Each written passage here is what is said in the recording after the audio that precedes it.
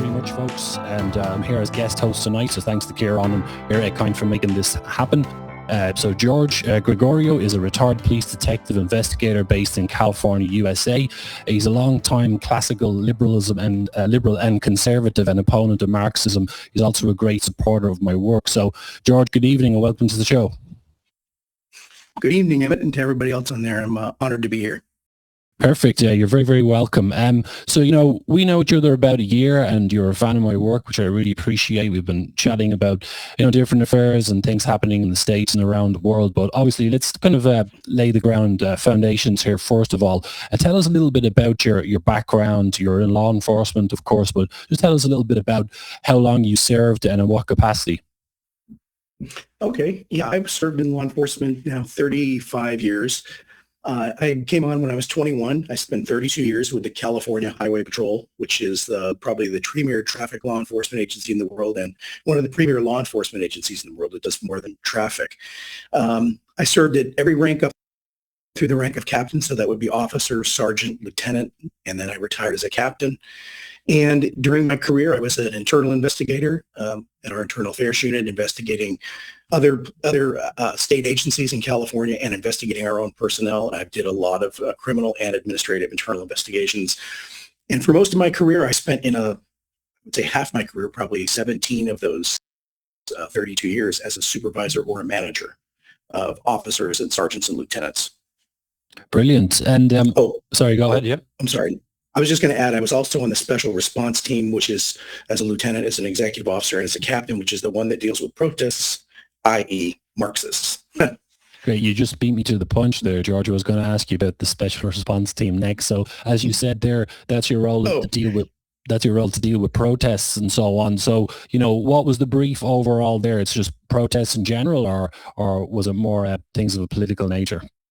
Well, almost every protest in California, especially, and in the United States, is of a political nature. So California is known for its leaning politics, even though the state, if you were to look at a map, is probably, half of it is probably counties are very conservative. They're the eastern counties of California. And the west coast of California, the Bay Area, San Francisco Bay Area, and a little bit up north in Los Angeles and San Diego basins are all very left-wing. So most of the protests we're dealing with right here in the San Francisco Bay Area, we're dealing with issues relating to any and every left-wing cause. Every single one of them. You name it, we dealt with it. Brilliant. Yeah, it makes sense. Shouldn't be a shock to most people what's happening, particularly in California. And I think we mentioned as well in our private correspondence, you were talking about a particular incident at Berkeley University with Ann Coulter, who is the famous conservative writer and stuff. I mean, you dealt with lots of crazy stuff over the years, but how does this one stand out? Oh, and the Ann Coulter one was very interesting. So we were partnering up with the UC Berkeley Police Department, which is a university police department, very well trained. They're another state agency. They're part of the University of California system. We team up with them a lot and would assist them on campus with unrest or protests, because the Berkeley Police Department, which is the city surrounding UC Berkeley, by city ordinance is not allowed to assist the college in any way. So they provide, unless it's an officer needs assistance, like you're being killed, they are not going to respond and assist. So the California Highway Patrol would be asked to assist. So on this particular occasion, Ann Coulter was coming there to speak, and we had to work with, we sent a huge amount of officers. I would say it's probably 150 officers, sergeants, lieutenants, and one captain. We were sent there to assist them in facilitating Ann Coulter getting into the building. And by the way, she had to go in a back door with armed police officers from UC Berkeley. Wow. She was not able to go to the front door. So out in front, they had stationed CHP officers and sergeants who were their supervisors. And it was kind of like, we weren't really told what our role was going to be. We were told we were going to be in front, and we were going to just be providing ancillary security and help, while UC Berkeley was going to provide the majority of the officers, and they did not do that. So we ended up doing it, and I was assigned to our command post, the UC Berkeley command post, which was in the basement of one of the buildings, with a captain from my department and the management of the UC Berkeley Police Department. So as this started ramping up, and as it was coming closer and closer to the time, a bunch of Antifa protesters and I mean deranged Marxists came. They were assaulting people. They were throwing things at people. They were trying to tear down the barricades and the barriers. And we were getting a lot of calls down in the basement like, hey, look, what are we supposed to do? What's our rules of engagement? You know, and of course, in any rules of engagement with Marxists is that you're at a disadvantage even if you're defending yourself, because it's going to be blown way out of proportion. It's going to be shown that you were heavy-handed, even though they're hitting people, striking people, attacking people. There was an older gentleman, like an old man, who was trying to walk into the event, and these Antifa folks were trying to assault people that were trying to go into the event. Wow. And they attacked him, and they were trying to beat him up, and our officers had to detain people, and they had to go into the crowd. And it was really a wild example of unhinged violence with very little support. And UC Berkeley really didn't come to our aid, and our sergeants were constantly calling me saying, hey, we got this. Can we deploy more people over here? So we were outnumbered quite a bit. I would say like 5-1. And we had to hold these barricades so that they didn't storm in and basically kill Ann Coulter and disrupt the entire event, which is what their intent was. And this is the same school where I think I told you in the last podcast, there's a professor there. He was since been arrested at a protest, not this particular one. He's a younger guy in his late 40s. He attached a padlock to a bicycle chain and swung it and hit somebody in the face who wasn't even associated with the protest and put some guy's eye out. And he was a tenured professor at UC Berkeley. Wow. A deranged Marxist. And he was arrested by video film of it, I think several weeks later. But the protest with Ann Coulter was very out of control. And there was a lot of lack of leadership with UC Berkeley Police Department, because they have a chancellor who's an educator, right? Probably brainwashed. I never met the person, but probably. And these folks are not wanting to cause problems. They want to respect what they would call free speech, which I don't call swinging padlocks at people and beating people up free speech. No. There's no speech involved in that. It's violence, unmitigated violence. So at the end of the night, she was able to make her speech, but we were drained mentally and physically. And these protesters stayed out there till the bitter end. I mean, it was a wild event. And I think their whole goal was to get in there, storm the event, assault people in there. And if they could have, in my opinion, personally, if they could have killed Ann Coulter, I think they would have. Well, it's pretty intense stuff. And for anybody joining late, thanks for joining, folks. I'm just here tonight as the guest interviewer. So if you wouldn't mind reposting the space, or listening on YouTube, do the same thing. Quote reposts are good, for a bit better for the all algorithms. Let me ask you about the ICE incidents, George, because they kind of hit the news at the start of the year. The ICE protests, so we kind of know what that was all about. Of course, patriots across the world are dealing with similar stuff. Mass immigration is a massive problem. We know the lefties like to kind of sabotage our efforts to stop mass immigration. So what was your reaction to the ICE incidents? And I suppose you aren't really, with your CV, you weren't really surprised about what happened. I was not. And when you look at the protests, you look at the first one with Renee Good and her spouse, and then all the protests out there, they were part of a group that was following ICE agents around to these different neighborhoods across the Midwest. And there's hundreds of these groups. They're small in nature. And the ICE agents are actually going to an apartment complex to arrest sex offenders to be deported. I mean, we're talking like sex offenders from Guatemala or Costa Rica, Honduras, who are hiding out there. And so what happens is Renee Good, she interferes. And I don't know if anybody has seen this, but her spouse is taunting the ICE agents with her camera. And the officer kind of steps in front of the car. He's placed in front of the car by the way she turns. Now, I don't know if she really intended to run him over, but she did start driving towards him. So he fires one shot into the car. And I don't think that hit her. And then as she comes by, he shoots the second one into the side window. And, from a police policy shooting perspective, I don't work for ICE. I know what their policy is. The first shot was probably justified because he was in front of the car. The second shot as she's driving by probably wasn't. That's up to ICE to decide. But what people don't talk about, and what I noticed at these protests, is there's a contribution made by the protester, even if it's a peaceful protest, quote unquote, peaceful protest, because they're coming with the intent to commit violence, to taunt. They're blowing whistles.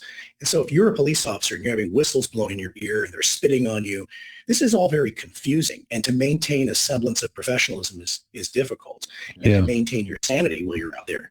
And that incident, I don't know what the Trump administration or DHS is, or the Border Patrol and Customs Services investigation will be like. But, you don't, as an officer, you probably shouldn't put yourself in front of a car, and I don't know all the circumstances. But even if you did, nobody has a right to run you over. But the mentality of a lot of these protesters, especially these Marxists, is you're a police officer, you're just fair game. You're a fair target. And the second incident with Mr. I think his name was Prietti, where he has the gun in his waistband, right? We all know that Americans love their guns. A lot of Americans carry firearms. They have CCW permits, which I think they claimed he had one. But this is what you got to break it down to. So he comes to the protest. His weapon is somehow seen and exposed. The ICE officers, and he's yelling profanities at them 2 weeks before he'd been yelling profanities and spitting on them. And there's a video of him. He spits in one of their cars on them. And he's a nurse at a VA hospital, Veterans Administration Hospital. He is absolutely deranged, screaming profanities. I think he's threatening to kill them. At the first protest where he's spitting. Well, at the second one, they identify him. They see the weapon. I don't know if they know who he is. So they rush him and they try to detain him. Well, as this is going on, there's an undercover ICE agent, an African-American guy. I think that reaches down and pulls a gun out. The guy's Prietti's gun out. And I think my assumption is when they shot him, in all the chaos, there's whistles being blown, there's people screaming, Prietti's screaming, and he's resisting 5 armed police officers. You got to ask yourself the sanity of doing that. And in that struggle, I think some confusion occurred, and he was shot. And this is where people say, oh my God, well, what he did 2 weeks before doesn't matter. Well, right. What he did 2 weeks before doesn't matter as far as it pertains to the actual incident where he was shot. Yeah. But it does matter when it points to his state of mind, his mentality. And then you have to ask yourself, even if you have a right to carry a firearm or you have a concealed weapons permit, what is the purpose of bringing a firearm to a protest with armed policemen who are trying to effect arrests of immigration? Exactly. Illegal immigrants. The point was probably for him to use the weapon at some point. I'm not in his mind. I don't know. But I question why he brought that weapon there. What would be the reason? Was he waiting for the right moment? And the thing that really is painted, the Marxists paint the picture in America that he is a martyr, he is this victim. And again, his behavior is not to discuss really at all. Yeah, exactly. Wise. Right. Or whether it was intelligently thought out, like, well, I probably shouldn't release gun here. So my theory is, and you and I have talked about this before, is he sacrificing himself? Some of these Marxists most assuredly would sacrifice their life for the cause. That's one thing you got to give them. They will do that. Absolutely. Yeah, that's the thing. And I thought I'd bring this up because, of course, the problem with Marxist activism is a global issue, and patriots in the States are dealing with similar issues too in other countries. The geography is different, but really it's all the same revolutionary stuff. And obviously it's a little bit different in the States because you guys have guns and you have these different things, situations pop up which could obviously be a lot more deadly. But I think you're onto something about the martyring thing. So however you kind of you deal with them, you can't win. They want to flood the country with immigrants. If you protest, they'll have countermeasures and stuff. Did you kind of get the sense that how have people reacted to the whole situation since? Are people kind of catching on that this is just what the left do and this kind of stuff like this is just inevitable? Well, I think, America being such a vast country, there's a lot of conservative people who are very patriotic people. And so there's a lot of people that do see it. But the true believers, like in the San Francisco Bay Area or Los Angeles or New York, they don't see it. And I should take that back. Maybe they do see it, but it's for the cause. The cause is what matters. The ultimate goal is the communist, socialist man, the socialist revolution. So, but regular people, I know, catch on to it. They get tired of it. They stop their cars. These people will be blocking the road. They'll drag them out of the way. Sometimes they run them over. I mean, and what happens is I think ordinary people are getting sick of it. But I think the big problem is they're sick of it. They hate it. They don't like it, but they don't know why it's occurring. Sometimes they just think these people are malcontents, which they are, or they think that they're just angry people, which they are. But many average patriotic people are not connecting the dots that whether it's climate change, whether it's immigrant rights, whether it's farm workers' rights, whether it's, and I'm talking about causes in the United States, affirmative action, whether it's trans rights, at the core of all of it is Marxism. And it's hard for people, if they really don't educate themselves, to realize these are only individual issues to push the main goal of creating a Marxist state. Yeah, this is it. And you know what kind of switched me on particularly to stuff that was happening in the States was, of course, the whole BLM shenanigans, which kind of started out with the death of George Floyd. And, you know, the left were trying to paint it as being kind of a tragedy. We know he was out of his mind on fentanyl. I think the guy, Derek Chauvin, I think was the guy who leaned on his kneel on his neck. And obviously, you know, people die across the States all the time, but then that one incident happened and they pounced on it, and all of a sudden he became this martyr, and they even have statues of him going up around the place. I mean, let's say, talking to everyday American patriots that you've dealt with, I mean, at first Americans didn't catch on, I don't think, that was Marxism, but then eventually you had the leaders of that movement openly say that they were trained Marxists. Do you think the penny is kind of dropped for Americans a few years later, that that's all it was about, was just Marxist revolution? I do think so, because the election of Donald Trump the second time was not as expected, and he won with I think 4 or 5% of the vote, which he had lost to Joe Biden. Whether people think he was cheated of the election or not is not relevant. He lost to Joe Biden, and he actually won this last time, I think by 4 or 5%, and that was substantial. And he won, like in California, he won 9 extra counties than he didn't win in 2020. So people are catching on. People are sick of it. People do see it. And I think, like with the George Floyd protests, the leaders of BLM admitted they were trained Marxists, as you alluded to. And these folks are always pushing these causes. And now I think people are starting to wake up. There are quite a few people that are saying, like, what is really at the core of all this? They know it's socialistic or woke, as they call it, or liberal, as they call it, right? Yeah. And what I think is the real key is to reframe it. Woke is a fine thing to call it, but woke just means Marxist. Liberal is a term we use here in America, but liberal is really an incorrect term, because classical liberals are what America's founding fathers were, and the people of the Enlightenment, they were, which Marxism is against classical liberalism. Mm-hmm. Marxism is exactly what it is, Marxism. And I think it's really hard to explain that to people. And I've tried explaining that to people, and, you know, some people really do get it. But it's a term that's been used so long, it's hard to get people over the hump. But many people are getting it, but we still have a long ways to go.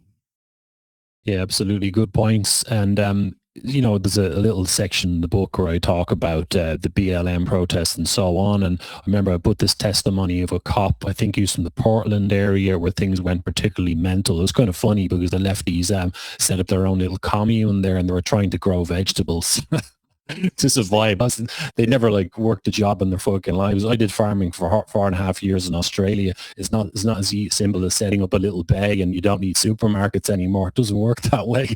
But there was a cop, and grow a few tomatoes in the sun, you know. Exactly, yeah, that'll sustain you. You don't need capitalism anymore.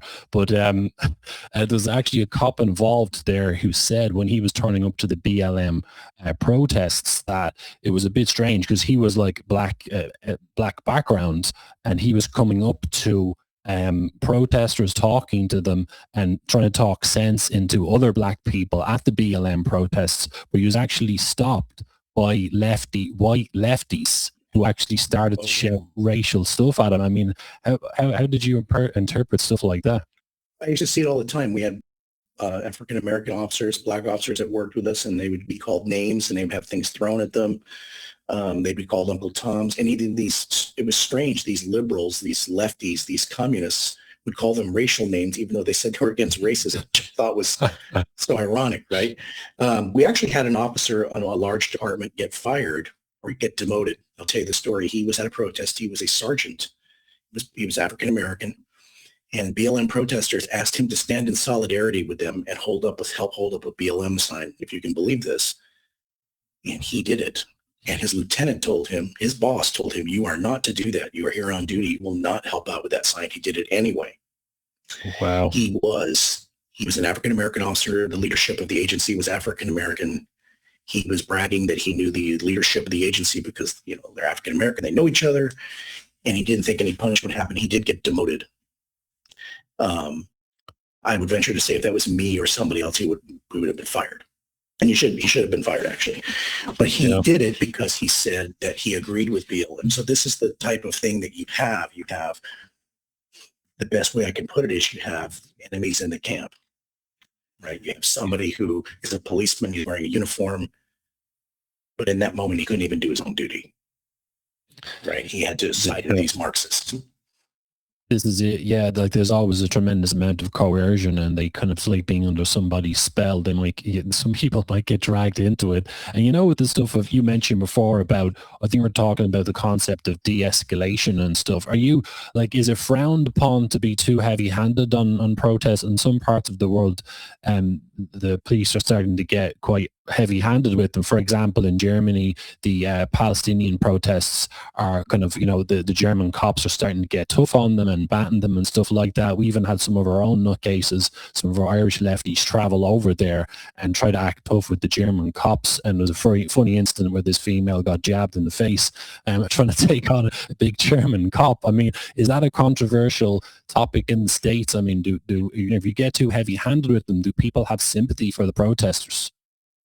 They do, and especially in the more left-wing areas of the country. So if California has a law that basically includes in it that you should attempt to de-escalate, which is fine. If you can de-escalate, obviously you should, and you should make sure that nobody gets hurt. That's a goal of a police officer.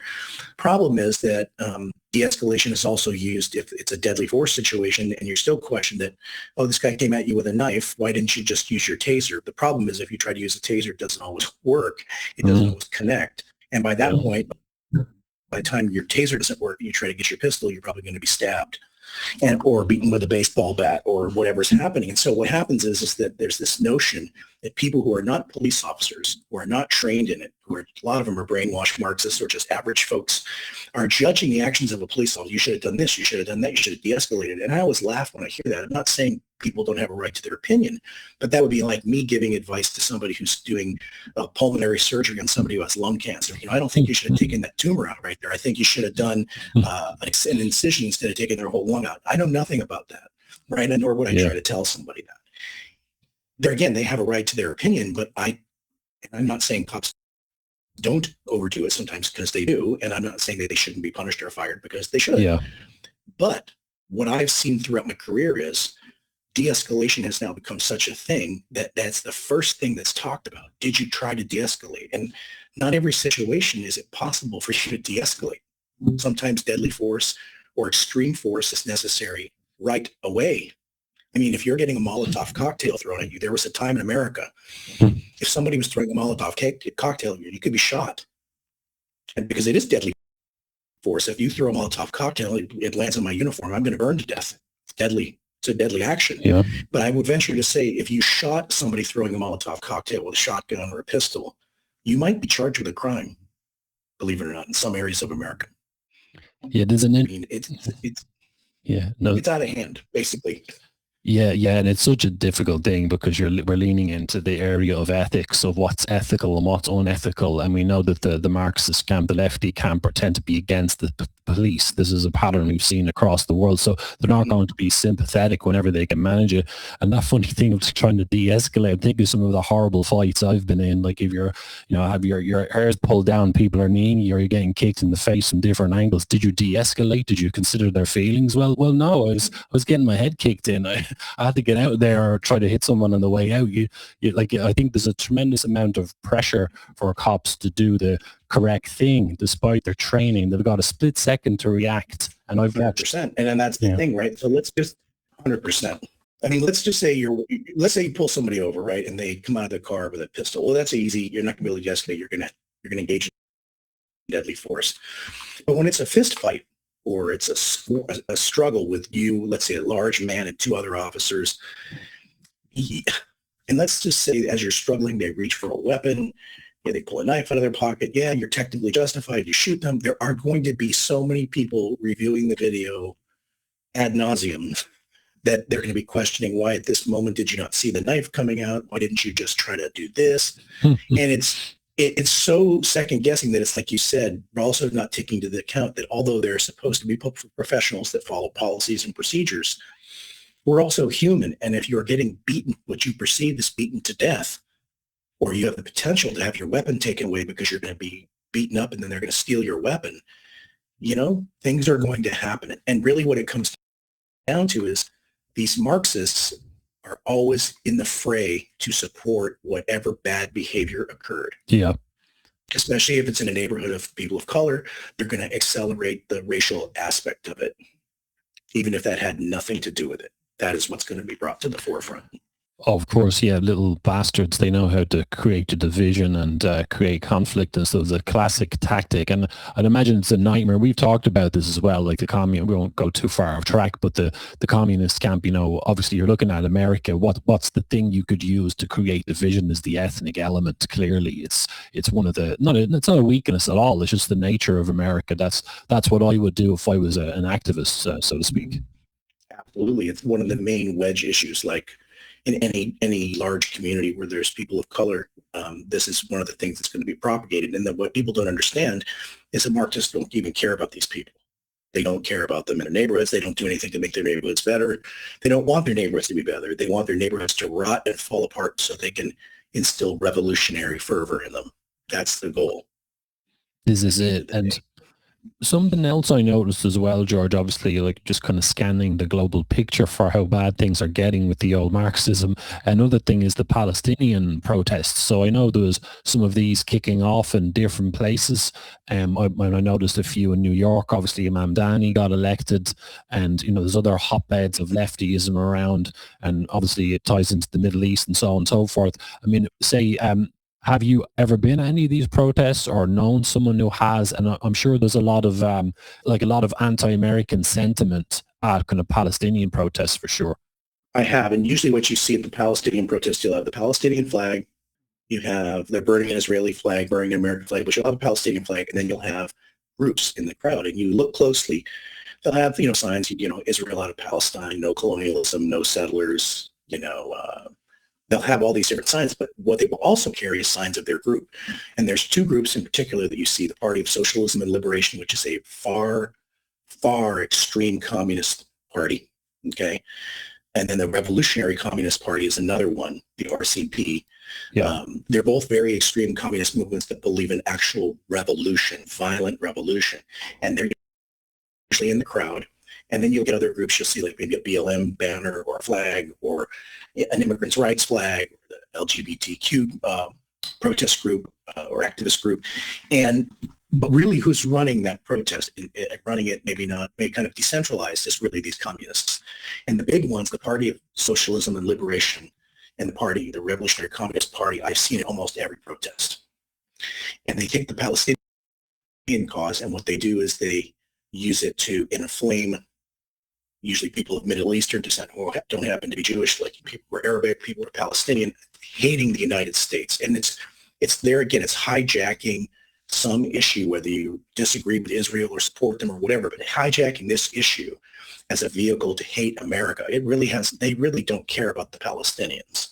They don't care if they all die in Gaza or if they all live in Gaza. That cause is perfect because America is a settler nation, it's a colonial nation, and so is Israel. And so what I think people don't understand, I think James Lindsay says this a lot, the issue is never the issue. At the end of the issue is the revolutionary Marxism. That's the goal, is the conquest and overthrow of the current government. And if it takes Palestinian rights to do it, great. If it takes LGBTQ rights to do it, great. They don't care. And they don't care about the cause either. And I think that's what people misunderstand. Yeah, this is it, isn't it? Yeah, exactly as Lindsay says it. The issue is never the issue. It's the issue is always the revolution. And I wish people kind of notice the pattern, because particularly that's why it's important, why we're kind of doing this tonight. I think it's important that patriots in each country talk to each other and compare notes. I think that would help people to catch on to what the lefties are doing in the States and elsewhere. And anyone who just joined us a little bit late, thanks for joining, folks. It's just Emmett here as the guest host, our guest interviewer tonight, with my friend George from California. He was a law enforcement officer. We're just talking about protests and stuff in America. Please do repost this space, quote reposts are even better, just to get some more ears on the project. And George, can I ask you about, see, I kind of noticed stuff as far back even as the 90s with the whole Rodney King incident. I think it was around 1994. And I know there's been others as well. And we know that Marxism's in the background, it's anti-American, and they tend to jump on these incidents to further the revolution. Obviously, BLM was massive. It went global in terms of its scope and attention. Then the ICE stuff recently. I mean, you say in your dealings with other law enforcement professionals over the years, I would have thought that being a detective, part of the job is noticing patterns of behavior. And I know this is in the political realm, but still, I would have thought from a social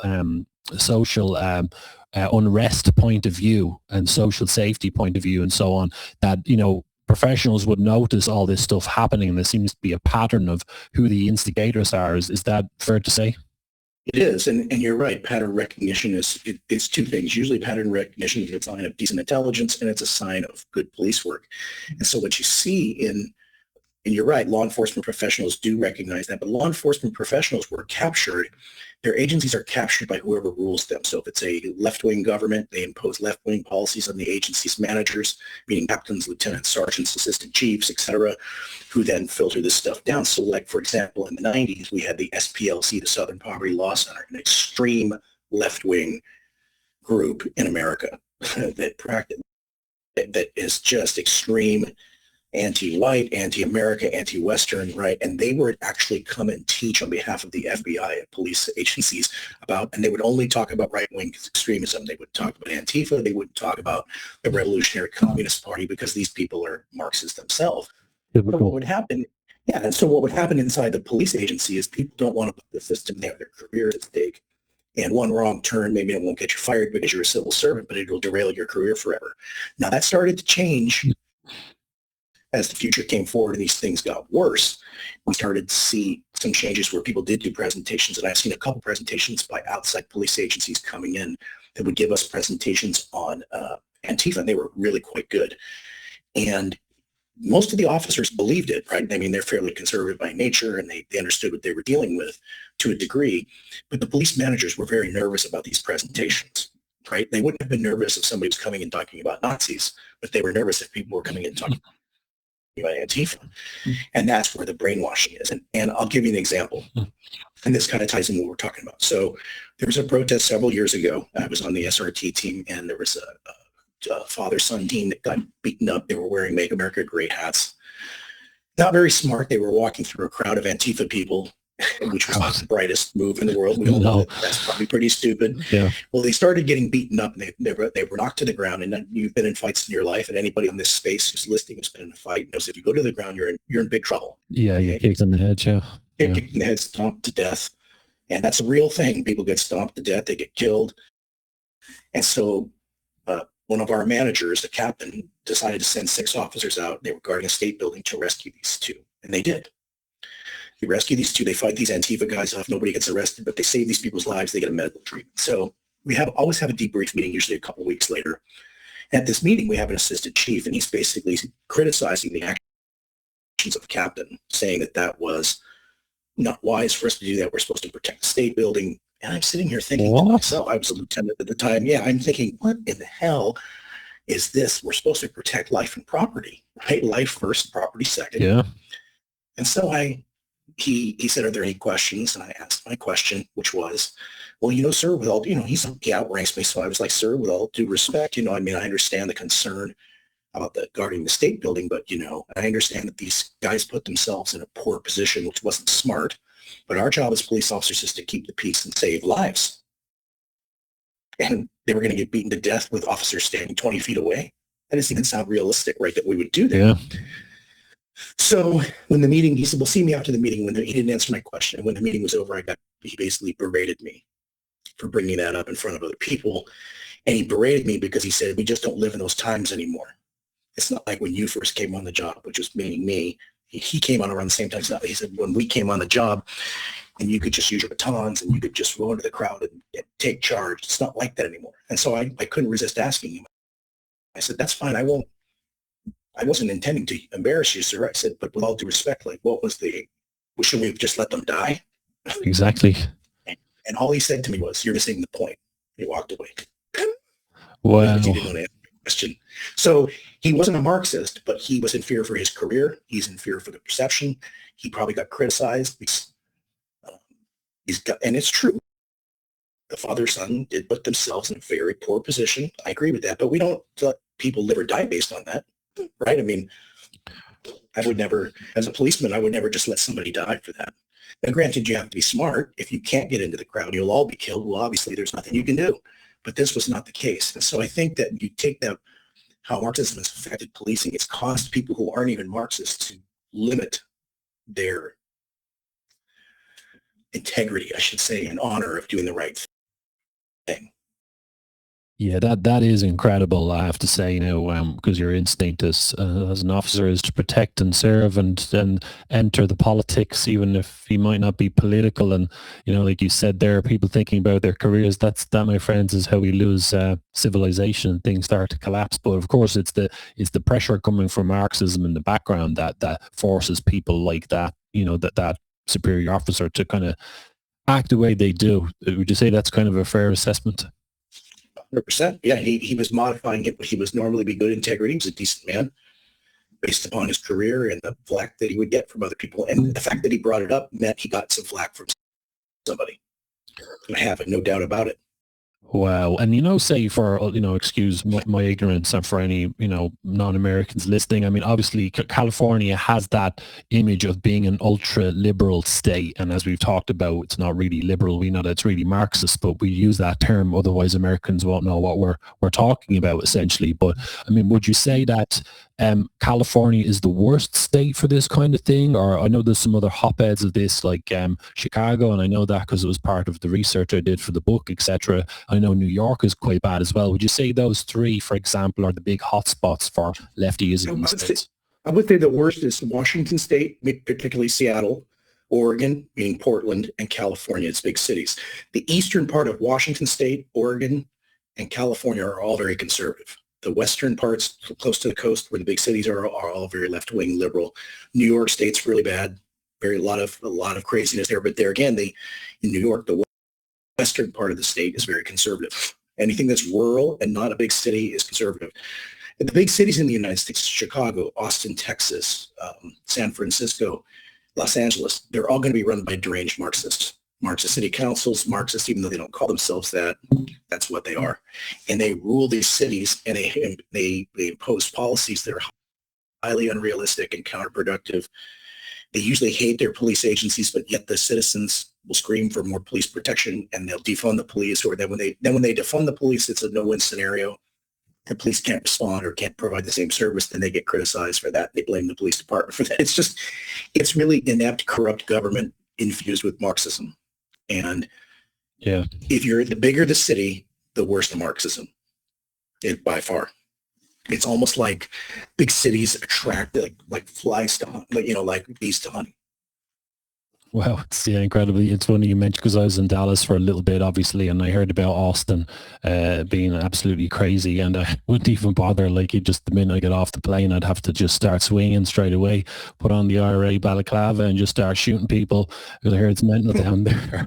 But it's really bad. Yeah, I heard it's crazy as well, because even in Dallas, there's been reports coming. Obviously, I don't know. We won't go off track into Islam just yet, but obviously, even places like Dallas, because of what the lefties are doing, is becoming more and more, you might have thought about at one point as being a Republican state. Now it's swinging over to the left and going Democratic. It's like, this is everywhere, and something else you mentioned recently, which recently it didn't shock me, but I have to present this one to the listeners. You mentioned recently that there's, I'm trying not to laugh here, it's called the Racial Justice Act, which you said pretty much gives non-white people pretty much carte blanche to be absolute arseholes, as if that wasn't much of it wasn't enough of a problem anyway in the States. Tell us about this one. It was passed in California, and so basically if a defendant can show some kind of racial bias in a trial, they can either get their sentence reduced or that can be taken into consideration. And that could be something as innocuous as Emmett is a member of a gang. and his whole family's a member of a gang, and he's been a gangster. Which is true, yeah. Well, it's stereotyping, yeah, and it's stereotyping you if you've been in a gang, so that stereotyping is therefore racist. It's all this twisted critical theory logic, and it's used a lot. Like I've seen cases where there's an African-American defendant and an African-American victim, and the Racial Justice Act is being used, but the victim is the same race. So it's like, what is everybody plotting to get this guy, this African-American guy, thrown in prison, even though he killed an African-American woman? It makes no sense. And when you look at these types of laws, they're written in such a way to be easily taken advantage of. And they're written in such a way, I mean, the prosecutors can object to it. They can't fight it. And a lot of times most of the time they win. There are occasions they don't, and a sentence gets reduced or it gets taken down, or it's taken into account that maybe the police referred to this guy as a gangster, even though he was, right? I mean, and it's wild. But this is what I think people don't realize. Those laws are translated directly from critical theory, Marxist critical theory, that the society itself is a racial society. Yes. It's an oppressor society. And so because it's an oppressor society and a society that uses race to oppress, race and class and wealth to oppress people, those things have to always be taken into account. And that's the mentality. And so, of course, this act is being used in California. Now, I can't use that act because I'm considered a member of the oppressor class. So it doesn't say that in the law, but that's the truth. There is no way that I could go into court and say, I'm a white male of Italian American descent, and I was assaulted, and this is why this happened to me. And I fought back. You guys arrested me, and this is what you're taking into account, that I'm a Caucasian male of Italian American descent. They would laugh me out of the courtroom. Wow, it's amazing stuff. I suppose I'm not surprised it's kind of come to this, and I don't want to go on one of my rants about the class struggle stuff, but I mean, obviously, it's incredibly biased towards certain groups. There's always that anti-white undertones to a lot of this stuff, and I've argued in my work it's because white people are the oppressors. I don't want to go into a rant about this, but I was thinking, like, the whole victim thing. I mean, I remember I lived in Australia for 4.5 years, and in the UK for over 5 years, and I've been treated like crap because I was Irish in different scenarios in agriculture or construction. Where's my fucking pride? Where's my Racial Justice Act? I'm sick of all the I'm sick of all the damned leprechaun jokes. They stop getting funnier after the first 1,000 time you've heard them. But you mentioned as well about the officer indoctrination stuff. Now, this is fascinating. So is it true that the officers are being kind of taught progressively, because of all the lefties getting involved, everything, that they're kind of inherently racist with their mentality, and they have to kind of police differently, essentially? Yes, it came in under the Obama administration, but there again, it's also part of critical theory. It's called implicit bias. And it's that people have implicit bias. And it doesn't say that it doesn't say that it's targeted, let's say, Caucasian people, but it is. And it's basically saying that you have implicit bias. If you're a police officer, you're part of this oppressive system, this racist system, so you have implicit bias. It's from your upbringing, it's from your family, it's from your religion, it's how you look at people, it's how you stereotype people. It's this thing that is basically saying that you are, the way I interpret it, and I've studied it, I've read it, I've taken tests on it when I worked for the police. I had to of course, certify in this stuff, you should take it once a quarter or whatever it was. You're basically having to debase yourself into acknowledging that you're implicitly biased, and take that into account when you're investigating a case. So if you're investigating a murder and the person is a person of color, or it's a trans person, or maybe it's a woman, you should take into account that you might have your own implicit biases. What are they? Right. And the thing about that is fine, that you shouldn't be biased and obviously railroad people and put them in prison, no matter who they are. I would never support that. But at the same time, to basically say that the society has created this, so anybody who's a police officer, including police officers who are not Caucasian, okay, they suffer from implicit bias too, because they've been brainwashed by the system. And so this implicit bias creates this. I mean, most of the officers think it's bullshit, frankly. They're not stupid. They read this stuff. They think it's bullshit, but they have to pass these exams and they have to go along with it. But the fact is, there are many police managers that buy into it. They buy, and they don't realize what they're reading, that they're actually reading critical theory. This is a huge portion of critical theory, taken out of critical theory and infused into a policy or a law or training. And it's put under the guise of training. They're training you. Well, they are training you. They're training your mind to think that you're not a good person in a lot of ways, that you're implicitly biased. Now, let's be realistic. Everybody in this life has biases. You would be a complete fool. And they acknowledge that in the training, that every human being of every ethnicity probably has biases. And that is undeniably true. But just because people have biases doesn't mean that they're out to railroad people and throw them in prison. I mean, it just doesn't. And the problem is that this stuff has become so ingrained. I'm not so sure it'd be easily gotten rid of without getting rid of the Marxists themselves. Yeah, well, this is the hell I live every day of my life for the past 10 years, contemplating that question. How do we deal with this? And it's fascinating stuff, George. Anyone, again, joining late, anybody listening on YouTube or whatever, please make sure you share, repost, all that stuff. Make sure you follow myself and George as well, and Eire Ag Caint, of course. Anyone listening on YouTube, if you don't have an X profile, I would highly advise you to get one if you want to ruin your life and grab have another addiction for yourself. I woke up last night for some reason at 4 a.m. First thing I did, check my X notifications. When I think of, say, what you're talking about there, as we talked about, it's a pretty tough job trying to be a police officer and so on. If you have all this shit going through your head about, how to deal with certain groups, or probably over-analyzing, surely this is kind of dangerous, George. If you combine that as well with stuff like, all the propaganda against the cops, particularly if they're in, say, non-white areas, if you mix the potential hatred or suspicion of the cops from certain groups, plus they're being given kind of a bias, this has to be a kind of a dangerous mix, surely. It is, and it causes many people to not use the appropriate force they probably should have used. It causes people to make poor decisions, like not going to a call, or what we would call in police, we're kissing off a call, meaning getting there and just trying to make everybody kiss and make up. No, we're out of here, no report, doing whatever they can to not expose themselves to more liability, because the job entails great liability. And usually your department under qualified immunity assumes the liability. If you were within policy and the law, this should be the department's job to absorb that liability. And that's where you get a lot of Marxists and even libertarians who want qualified immunity abolished. What they don't understand is that nobody will enforce the law. If every time a police officer made an arrest, if his qualified immunity is not there, then you can sue him for anything. Why would anybody do this job? That makes no sense, right? Yeah. That's what they do. So it causes people to kiss off calls. It causes people to not respond. And even when they get there, it causes many people, and I've seen it on many videos, even the most professional police officers has to really think, unless it's a deadly force situation that happens quickly, what kind of force you're going to use, because you are going to be second guessed 10 times over. And I understand that to a degree. If you kill somebody, you're not above the law. Of course, your actions should be examined. You shouldn't just be allowed, like the Wild West, to just shoot people. I get that. The problem is that all of this type of training and bias and the anti-police mentality, it really does make a lot of people just not do their job. And they might look on paper like they're doing their job, but they're really not doing their job.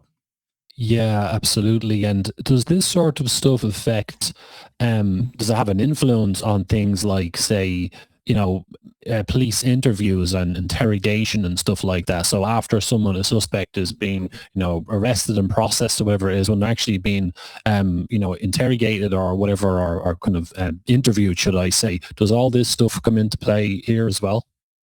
Yes, absolutely. Comes into play. And it's really a difficult situation to be in. I mean, what do you do? When you're in that mode. I mean, this is really one of the hardest professions for somebody to ever be in. Oh yeah, I can absolutely imagine how difficult it is. I'm sure, and this is going on across the world as well. And we'll talk about the UK cops in a little bit. But with say how far up the chain this goes, or how present it is, would you say that the wokeness is kind of, say, okay, I know America has the federal system, you've got state forces and local forces and sheriff departments and so on, but say in general, would you say that this thing, you mentioned that, say, some of the cops wouldn't necessarily like this stuff, they know it's bullshit, but they're forced to go along with it. Is all this coming from the chain of command, or are people joining the forces who are brainwashed, or where's this coming from? Well, it's coming from both. So the chain of command is pushing policies and training that is required by law, required by, in California, peace officer standards and training, which is a state agency, forces all police officer regulations and professionalism, which is a good organization, but a lot of it's been captured by leftists. So this is pushed down. And then, of course, the younger the person is that's getting hired, like let's say in their early 20s. Like I came out when I was 21, but I was very conservative at 21. That was in 1990. So now people that are getting hired are not conservative. Many of them are very liberal. For example, police agencies have really strict grooming standards. At least they used to. Like when I was on the CHP, you couldn't have facial hair except for a mustache. You couldn't have a beard. You couldn't have multicolored hair. If you're a woman, you had to have your hair pulled back. You had to have, you couldn't wear a lot of flashy jewelry. I mean, these requirements are there for a reason, to make everybody look alike, seem alike, and have a professional standard. Well, nowadays, those have been challenged. Officers can have man buns. They can have beards, unkept beards to a degree. They look like shit. They look sloppy. And this is all stuff that has happened through this younger woke generation. And I don't care if somebody has a man bun or a beard. I wouldn't have one, but I don't care. But they shouldn't have it while they're working in law enforcement. There's the whole point of that. And then you get into the other aspect. In California, there is a law passed just specifically for African Americans. I can't remember the actual name, but they can. It's called the Crown Act. Basically, crown being your head, meaning they can have their hair out however they want. In cornrows, they can grow it long, they can have a large afro. And it's really wild that and you can tell what's happening. What's being enforced is these Marxists are enforcing these hyper-individualist policies to break up the camaraderie and the professionalism of police agencies.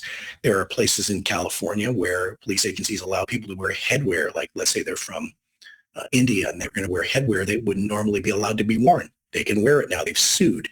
So we have these policies and procedures that are hyper-individual, coming from the bottom, from the people that are coming in that have been taught to sue and demand everything that they want. And then you have policies coming from the top pushing the same stuff. So someone like myself who thinks there should be one standard, you either have a beard or don't. If you have a beard, there's going to be a standard for it. If you have a mustache, there's going to be a standard for it. If you have your hair cut, you're going to have a standard for it, no matter what your race is, no matter if you're black or white. The fact is that these things are all being done for a nefarious reason. They're not being done to create people's individuality. Exactly. They're being done to destroy the camaraderie, professionalism, and cohesion of the group. Because I'll tell you right now, if I wanted to grow my hair down to my shoulders, they would never allow that. I can't grow my hair down to my shoulders, but if I tried, they would never allow it. Or let's say I said, hey, I want to wear a mullet. They would never allow that. Okay. But if I was black and I said I wanted to wear the Crown Act, there was one guy that actually dyed his hair gold. You can believe that. Black guy, he had cornrows in his hair and he spread it around his head and he dyed his hair with gold flecks. And they said nothing to him. It was against the department's policy, but they said nothing to him. Oh my God. Oh, yeah. Well, you hit the nail on the head there. And again, for people who can see the patterns, they know this Marxism, it's nothing to do with individuality or flair or rights and any of this bullshit. It's designed to weaken things. And that's what DEI is as well, and all that shit. It's just, it weakens the strength of different groups and so on. And and just how everything becomes ridiculous. Like, I don't know if you heard of this guy, George Sam Melia in the UK. He's the partner of Laura something, I forget her second name, but basically the UK has gotten so bad now that this guy I think he did like a couple of years in prison for these racist, meme posts or whatever it was. But obviously you look at how crazy stuff is over there with all the treason, with the Islamic crime, with all the stuff the lefties are doing. You get off with all that stuff scot-free. You could probably go and swing a machete around on the street and you might be okay. But if you put up racist memes on the internet, you're going to go to prison, because it goes against the Marxist agenda. Was there any of this stuff going on in the States, to your knowledge, people getting the knock on the door for social media posts? The FBI did that a couple of years ago, but it's very rare because Americans here do value their free speech. And usually the police here have not been weaponized to that degree yet. Like, I never sent patrol officers to anybody's house for that. I don't know if any police agency does. Now, they do police their own members. They do monitor their own members' web pages. Yeah. And if a police officer, like during the George Floyd protest, it was insane. There were officers who were clicking thumbs up on a meme and they would get fired for it. And they get their job back. They get fired. It's a racist meme. You're fired. Or that's an anti-LGBTQ meme. You're fired. And so most of those people got their jobs back, because how do you manage somebody's your off-duty conduct is governed by your agency to a large degree, but there is a line that has to be drawn. You like a meme, you lose your job. Wow, that's pretty bad, but it hasn't gotten to that degree here like it has in the UK. And I don't know if you're going to bring this up or if we're going to segue into it at some point, but it goes into what we say about the Marxists hating the police. They don't really hate the police like people think. Oh yes, yeah, we can. Yeah, I got you. We can definitely do that one in a bit. And in regards to what you were just saying, I think maybe at least in the States, because it's so big and you have the federal system, maybe it's a little bit different there. Because in the UK, in my opinion, the UK is gone, save a miracle, because you got a Fabian socialist at the helm, and they're in trouble anyway, and they have all these different problems. They have they've got some county police forces, and they got the Met, or the London Metropolitan Police. They got the City of London Police, but there's not as many police forces, and it's a bit easier of an area to control. Whereas in the States, it's bigger. You got the federal system. Do you think maybe that might be something to do with it? Why, the Marxist camp in the States probably wouldn't bother to go that far and start trying to knock on people's doors and stuff for social media posts on a large scale, I mean. There's no doubt that the federal system is an impediment to that. And that was the whole point of America's founding fathers creating it, was that every state you'd have this government broken down into federal, state, county, local, and then city districts, right? So you're diffusing this power across the country so that there's because America was founded as a classical liberal republic. You're not going to have this tyrannical government like they had under maybe King George, or you could see in France with French kings. And so the fact is, that's where the federal system is beneficial, because to get everybody to cooperate with oppressing people's rights is fairly difficult. I mean, they can still do it, but it's fairly difficult. Whereas the UK and many countries are very unitary as a system. They're not a federal system. And a federal system really slows everything down, right? Like if the federal government tried to enforce, they just don't have the manpower to go around enforcing meme enforcement. They just don't. They can barely do these ICE arrests, let alone enforcing if you did a Facebook post they didn't like. Yeah, exactly. Yeah, it's that's one of the great things about the States, for sure. There's certain big tactics, I would say, that are a little bit unfeasible given the size of the country. But as we talked about, if things go too far, the totalitarianism will eventually spread. And I just wanted to get your opinion as well on, say, okay, this isn't all about race, but as we talked about, the Marxist camp, the liberal camp in the States they like to co-opt oppressed groups. Anyone they can convince to be oppressed basically joins the revolution. I mean, in your opinion, from what you know, I mean, how does this impact on social order and policing in general? Because, if people feel they're part of an oppressed group, they have that mentality where they're being picked on unfairly, or they're being mistreated. I mean, for the officers on the ground level who are dealing with anyone who's bought into this brainwashing, this must be a nightmare, because there's no accountability essentially for people's actions.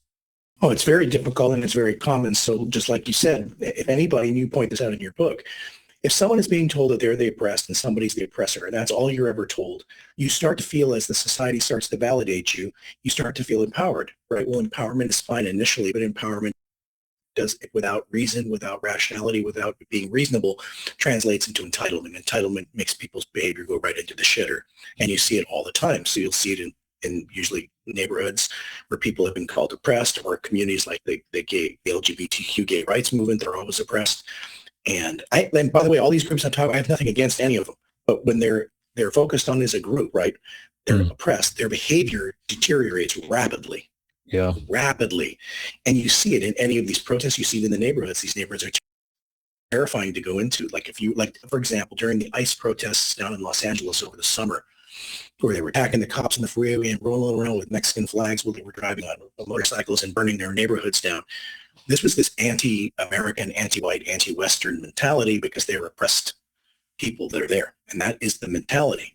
The same thing if you were to go to a lot of African-American neighborhoods. I'm not saying bad things haven't happened to them in the past, because of course they have. But at the same time, when somebody's being told that they're always a perpetual victim and oppressed, and that their life sucks, but now they're being given a little bit of power, or a lot of power, the entitlement mentality goes off the charts.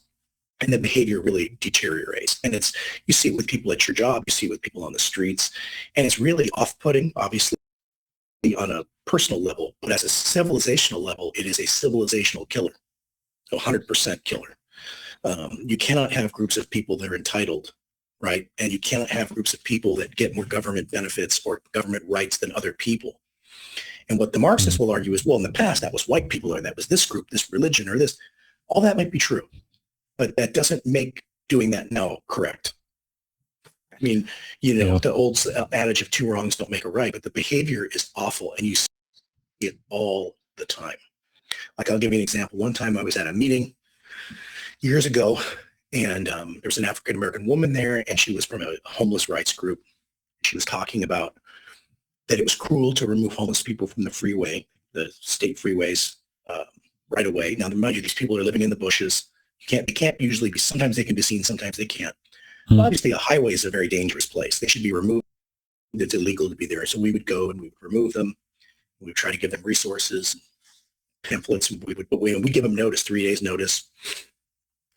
And she said that we were cruel. And so I asked her, I said, well, is it more cruel what we're doing, or is it more cruel that they sit in their own feces, vomit, and urine, and they're out of their mind? I mean, is that compassionate? And you know what she said to me? She put her hand up. I'll never forget this, facing me. And she said, excuse me, Black woman speaking. And I looked at her and I said, well, actually, no, you were done speaking. No, I'm speaking. And then she said it again. She said, you didn't hear me. Black woman speaking. Oh, there's the entitlement. That encapsulated it right in that moment. And you should have seen the looks of other people in the room. They looked at her with horror. What is wrong with you? Yeah. And not everybody in the room was Caucasian, but all of them looked at her like she was out of her mind, which she is. I mean, could you imagine trying to have a conversation or a debate about a topic with a neighbor or a friend or a political colleague or opponent even? And the minute they say something you don't like, you just say, Irish man speaking. Shut your mouth, basically. I mean, nobody would fucking take you seriously. Yeah, I might use that at work at the weekend. Actually, I might use that one. When she said that to me, I actually almost started laughing. But I was in uniform. I wasn't going to start laughing. And that's when I said, no, actually, I was speaking. And she says, again, you didn't hear me. Black woman speaking.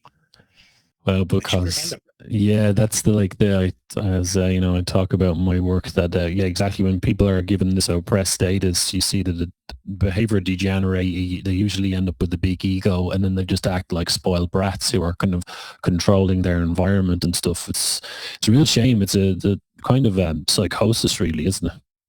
I think so. It creates like a psychotic mindset that you are so important. It really, to me, it brings out some of the worst in people as it brings out narcissism, extreme narcissism, right? Because who says that? Just by nature of your ethnic background, your comments are more enlightened, and that you can't have a debate with somebody. I mean, that is narcissism at its finest, and which we all know that narcissism is unhealthy. It's unhealthy as an individual for you, and it's certainly unhealthy to a society. Exactly. And, just to kind of move into, again, anyone joining late, please do repost the space and make sure you follow myself, George, and Eire Ag Caint. They do some great work with regular spaces and so on. If you're listening on YouTube, if you don't have an X profile, get one. About the gun control thing, because this is something that comes up a lot when people are contemplating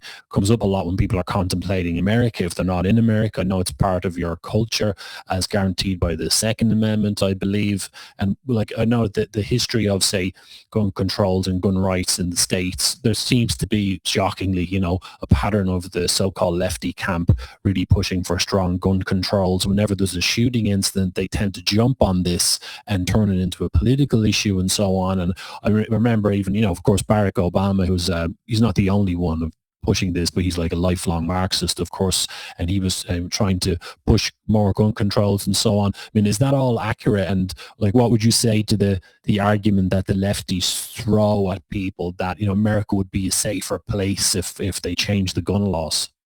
Well, it is. You're right. First of all, America is a country of gun culture. It is a country that has had the Second Amendment since its founding. Guns were very prevalent in colonial America. And the problem with the gun control issue is, there again, the issue is never the issue. Marxists want to ban gun control because they see it as a remnant of white, oppressor, conservative America. But they didn't support gun control when the Black Panthers or the other groups like the Symbionese Liberation Army in the 70s who committed terrorist acts. These groups that had firearms, they were encouraging them to have firearms and revolt. So really the issue isn't the issue. The issue is to take guns away from from Americans, from especially white Americans and even Asian Americans, who a lot of them own firearms, to take it away from the oppressors. And so their argument about America being safer, which I find to be interesting, is this, that yes, guns do kill people. There's no doubt about it. You know, it's going to kill somebody, but it's the person who kills somebody. That's number one.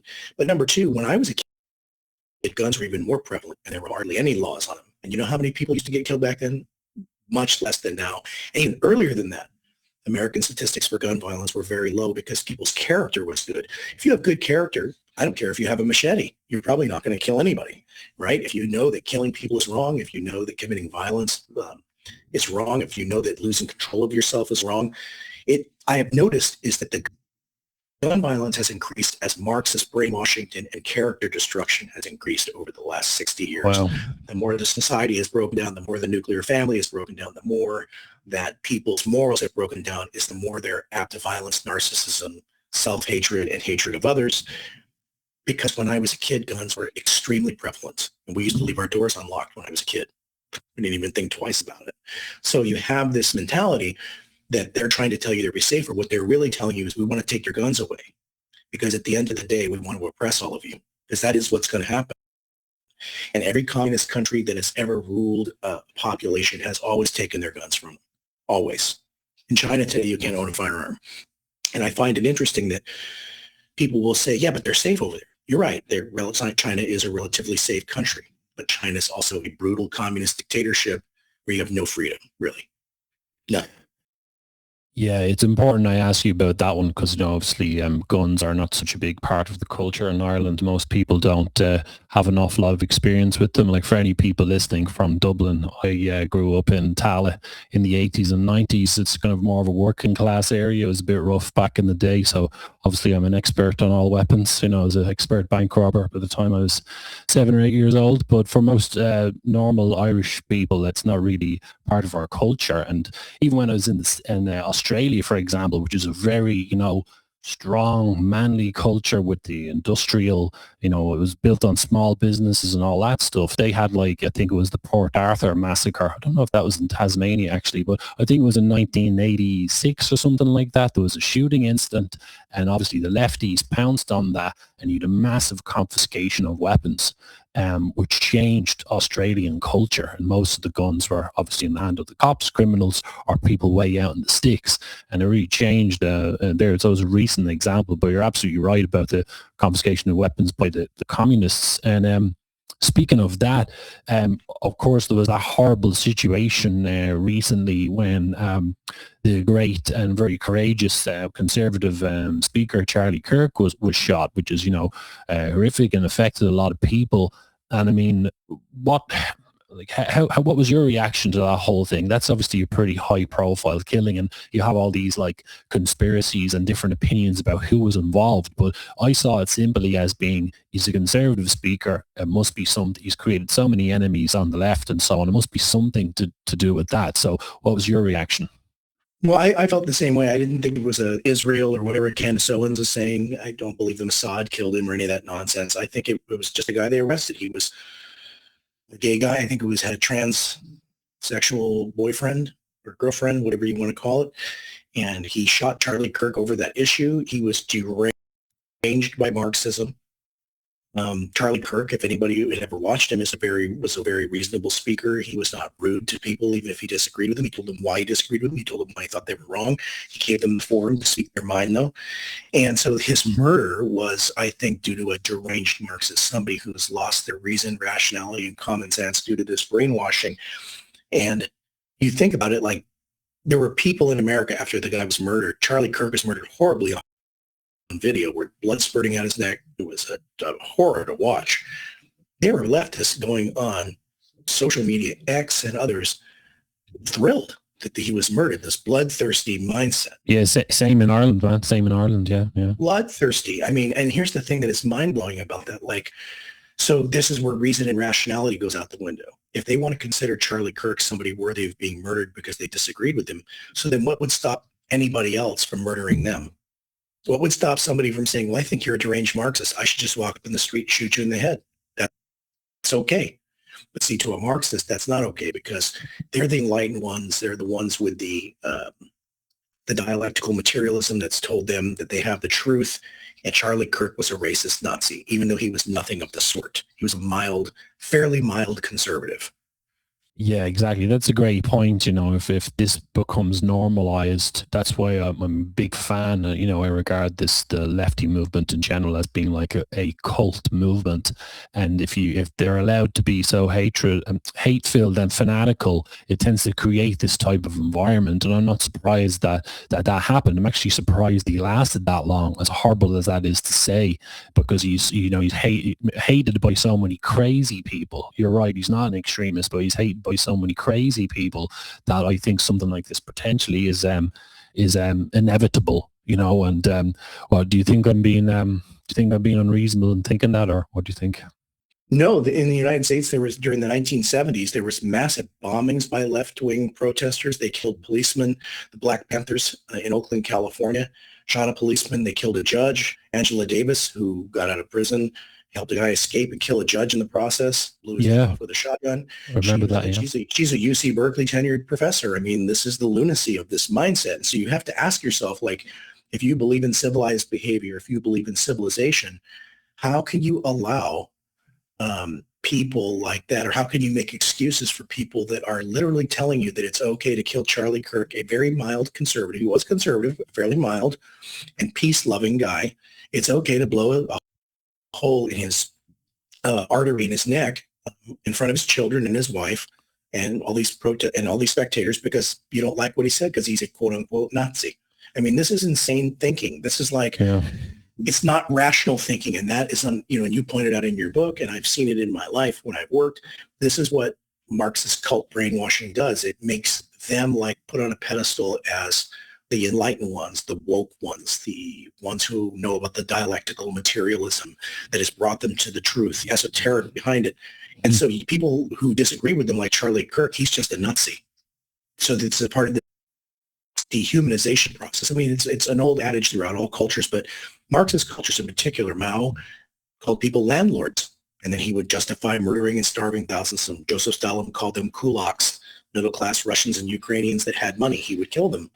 I mean, so this is not something new, but it is a Marxist tactic to take people by class, by religion, by race, demonize them and kill them. I mean, look at Pol Pot. He killed half of the population of his country. Some were eyeglasses, some were intellectuals, some were city dwellers. They were all Cambodian, but he murdered half of his country, basically. And think about the derangement of that. What does it take for you to kill half of your country in the name of instilling socialism? I mean, if that's not a cult, I don't know what is. Exactly right. Well, that's why I emphasize that it is a cult, and this is the other side of what we were talking about. So people earlier who are given, we were talking about earlier, of how people are giving the oppressed label, and they get privileges and they don't have to watch their behavior. They can just act wherever they want. I've seen this with women affected with feminist brainwashing. I've seen it with black people affected by BLM, with trans people put in that category. But on the other side of it, anybody designated as the oppressor in any way, shape or form has no rights. It's like we're treated as like subhuman all of a sudden. And actually what you mentioned earlier, the same thing happened in Ireland, when Charlie Kirk was shot, and it was a horrific shooting. Of course, I saw the video. A lot of the lefties, the Irish lefties, who are of course mentally ill cult members, they were laughing about it. It was all over social media and we all noticed them. And they quite rightly, that really showed you when the mask slips, because they say they're about human rights and loveliness and nice and compassion and understanding. But when one of their enemies, someone they think is an enemy, all of a sudden they're actually laughing when they get shot in public. It's shocking, isn't it? I mean, think about it. I think I told you before, I used to have a guy that I work with that all the time. Marxism is the theology and this philosophy that claims to love humanity, but seems to hate actual humans, right? I mean, Charlie Kirk was a man with a family, but that doesn't matter, Think of the macabre and ghoulish behavior of going on and cheering his death. And like some people in the United States were making Halloween costumes with blood spurting out their neck. These people are deranged. Yeah. How could you, this is what I tell people. So how could you ever really have a debate with that person? Like, how could you sit down and say, hey, let's talk about politics? This person is basically cheering on the murder of a young man in front of his wife and kids. I mean, in front of a crowd of people on national television. I mean, if that's not deranged, I don't know what is.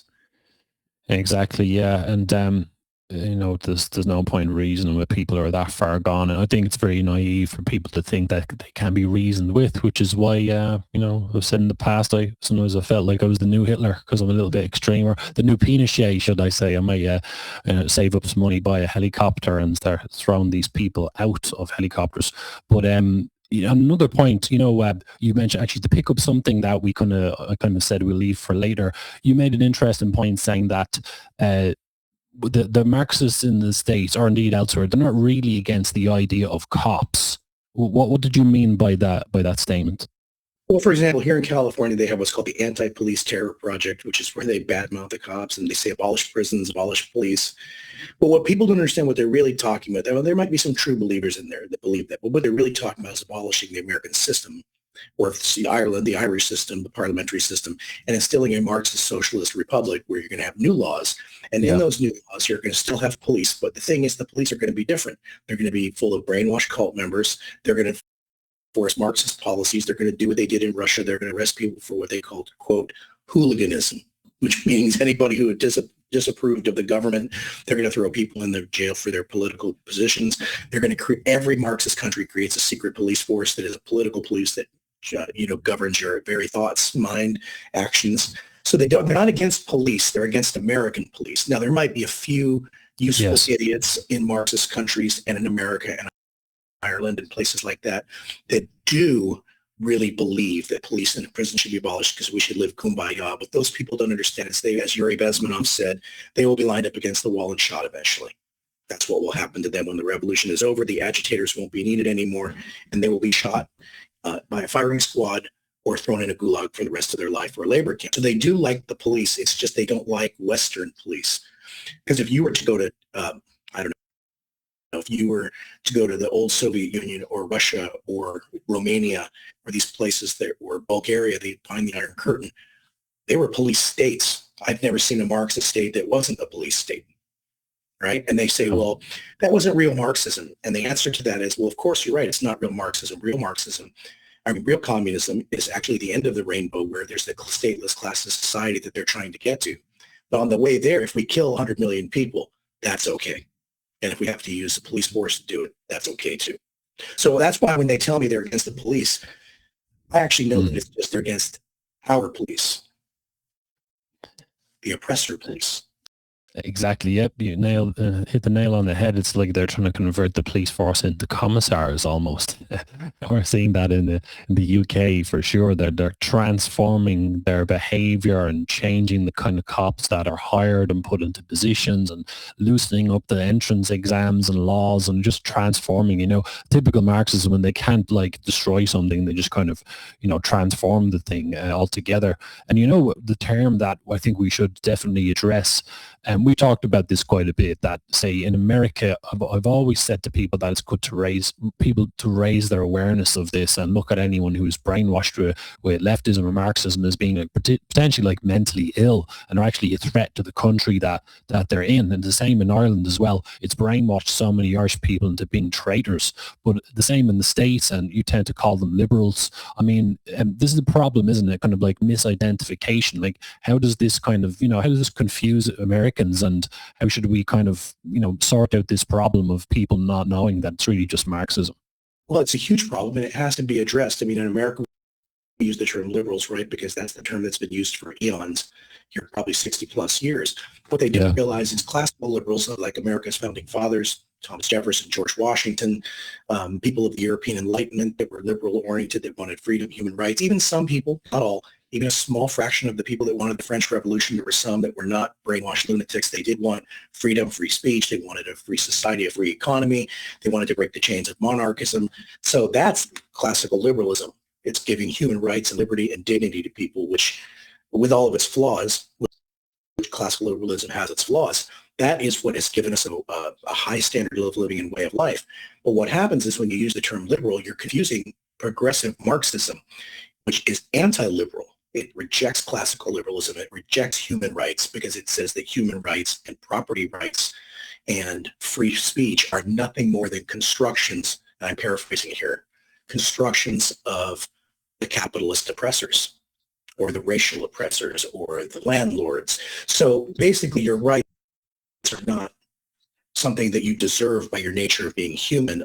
Your rights were created by a capitalist society, and they're used to oppress the proletariat. And that's what people don't realize, is that liberals are actually people who you should want to vote for, real liberals, okay? Or people that you would identify with more. But when you say it in the States, what you really mean is a brainwashed Marxist. And it's a very difficult thing here in the United States to get people to think differently because it's been used so long. So I still use the term, but then I correct it and say what the real term means every time I try to talk about it. So, but it's an uphill battle. I mean, I don't know what you call deranged Marxists in Europe or Ireland and the UK, but here they are called liberals. Yeah, it is a tricky one, isn't it? How do we kind of bridge that gap? And we're just kind of almost coming towards the end of our, interview segment here, George, and we'll start to bring on some of our patriotic speakers to join the panel and ask you some questions. Yeah, it's a real problem, the labeling issue, and also the thing of, say, how do we deal with them going forward? Now, this is where I tend to run into problems, because you have ideas like human rights, freedom of speech, and as we all know, when you're dealing with Marxists, they love to talk about freedom of speech and human rights and stuff when they're not in control. But when they're in control, they take those things away, and it really frustrates me, the sort of naivete sometimes that we have to deal with in order to suppress this movement, at least to a reasonable degree. And you mentioned Yuri Bezmenov earlier. He's kind of like a bit of a pop icon now, or whatever, or an internet meme icon. And if anyone wants to know more about him, they can just DM me, and I'll fill you in on who he was and so on, or direct you to some videos about him. Fascinating man. But he made a great point on all this stuff. He was saying that he believes that what we should do before this really gets out of hand and they destroy everything like they're doing across the world, to kind of curb their rights a bit. Don't let them get powerful and organize into powerful groups, because they tend to destroy everything. Like, do you think that's a bit too extreme, first of all? Well, no, not really. I mean, because of my experience with it, the best way I would phrase it is this way, is that we cherish the rights that we have in our current country. You cherish free speech, and I cherish those things too. But what you have to ask yourself is, if you know that a philosophy is literally advocating the abolishment of your society, not just the government, the abolishment of your society, of your culture, of your social contract, of everything, and they're in that abolishment, they're going to take away all of those rights that you hold dear under your Constitution and under your charter, let's say, of rights. What good is it to hold to that principle so tightly that you lose everything in the long run, if you think about it from a reasonable, rational point? So if I hold on to the U.S. Constitution, which I do believe in, I swore an oath to the point where brainwashed Marxists are literally tearing down buildings, tearing down statues of the founding fathers here, and overturning our government to create a socialist dictatorship, what good is it to adhere to those things? Because in a few months, let's say they're going to win in a few months, those rights will be non-existent. They'll never be back. They'll be gone for good, right? And I sent you I'm just going to paraphrase it. I sent you a famous quote by Thomas Jefferson, America's third president, author of the Declaration of Independence, where he used that analogy that although the written law, he says, is one of the highest duties of a citizen, is not the highest law. Saving your country and preserving your country in times of danger, he basically said, is the highest. And sometimes that going beyond the law and going above the law is necessary.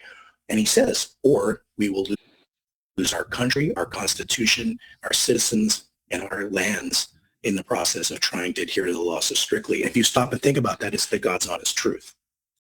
Yeah, that is a brilliant point, because, we deal with that a lot, looking at patriots in the States or around the world, were a bit too rigid in their thinking. And a lot of American patriots, I noticed, they treat the American Constitution as like the Bible almost, and they're too strict in their thinking. But as you said, they're even when the founding fathers recommended a type of wisdom where we don't, we're willing to adapt a little bit. Would that be fair to say? Yeah, I mean, Thomas Jefferson was a great classical liberal. He was author of the Declaration of Independence. He was a defender of human liberty, but he was also a highly intelligent man with a genius IQ, and he could see that what would be the point of defending free speech to the point where the country itself is annihilated? Actually, if you think of it, it makes absolutely no sense at all. But yet, in our zeal to protect our rights, we're allowing brainwashed Marxists to infiltrate every aspect of culture and society and rot it from the inside out.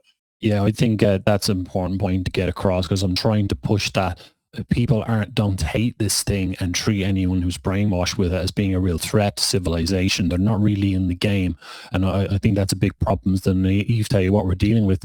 George, before I bring anyone else into the conversation, just double checking how you are with time. It's 20 minutes to the hour now. How long can we have you for maximum? Sorry, I got about 20 more minutes. Okay, no worries. Good stuff. So great. So we'll just bring some speakers in. So Kieran, did you want to jump in with any questions at all? I will do. How are you doing, George? Welcome to Eire Ag Caint X, Ireland Talking. George, fascinating stuff. I've been to California. I've been stopped by Californian cops. And one of the things I found was my first time in the States was I landed in San Francisco and I drove south. And along the way, I stopped off in a place called Santa Cruz.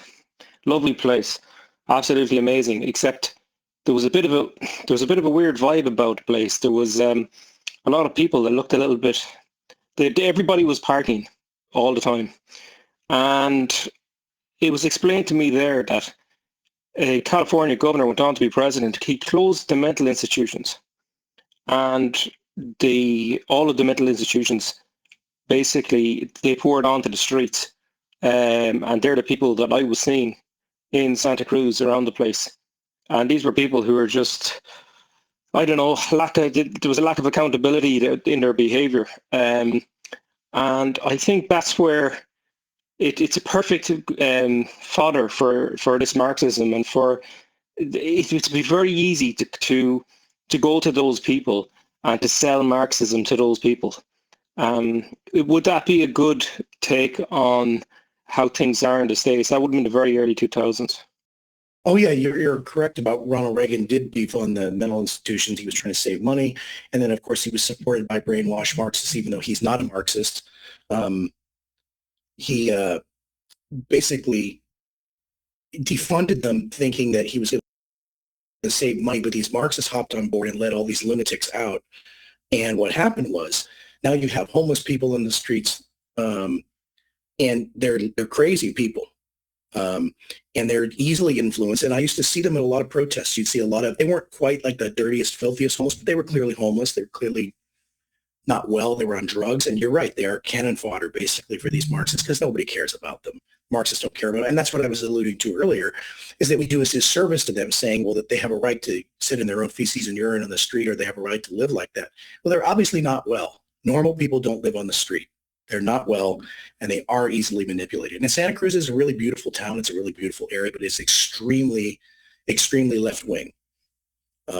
Extremely. And you're right. It was twofold. So you have a conservative Republican like Ronald Reagan thinking he's saving money. And then you have these left-wing Democrats who supported this because they said mental institutions are all bad. So consequently, California has one or two mental institutions, and they're for the criminally insane, people who are like murderers, not just for your regular crazy people that don't belong on the street, if that makes sense. Yeah, no, 100%. Now, when I was young, before I got to California at all, I grew up watching Chips. You were one of those guys on the motorcycles, I assume.